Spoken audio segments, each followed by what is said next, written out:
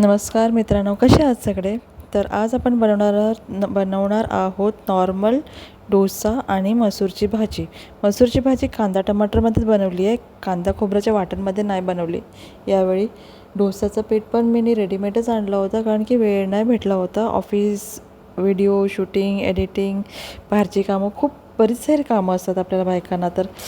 तर एका साईडला डोसे बनतात, एका साईडला मसूरची भाजीमध्ये कांदा टाकला, टमाटर टाकला. टमाटरमध्ये मी आलं लसूण मिरची पेस्ट करून टाकलं होतं, त्याच्यामध्येच क्रश केलं होतं.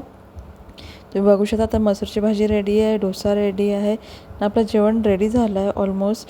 गरमीमध्ये जास्त खावंसं पण वाटत नाही. या गरमीमध्ये नॉर्मल साधं साधं थंड थंड जेवणच बरं वाटतं. म्हणजे नॉर्मल जेवण, खिचडी कढी किंवा खिचडी घी तूप लोणचं वगैरे. तर आता या मंडळी जेवायला मसूरची भाजी आहे, डोसा आहे, नाही इकडे थंडगार आंबा गोड गोड मस्तपैकी. खूप मस्त वाटतं आहे हे असं नॉर्मल जेवायला ना गरमीमध्ये. तर आज मित्रांनो माहिती आहे काय झालं, संध्याकाळी मी ऑफिसमध्ये येताना ना मी मोठे मोठे खेकडे भेटले मला. एक मावशी विकत घेऊन बसली होती, तर तिने मस्तपैकी मला खेकडे दिले आहेत आणि नॉर्मल रिजनेबल रेटमध्ये दिले तिने.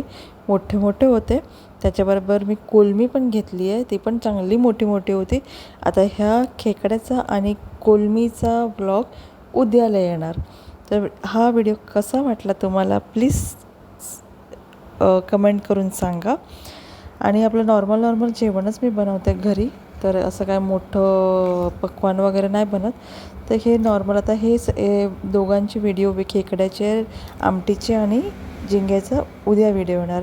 चला तर मित्रांनो, बाय. साफ करून ठेवले आहेत उद्यासाठी.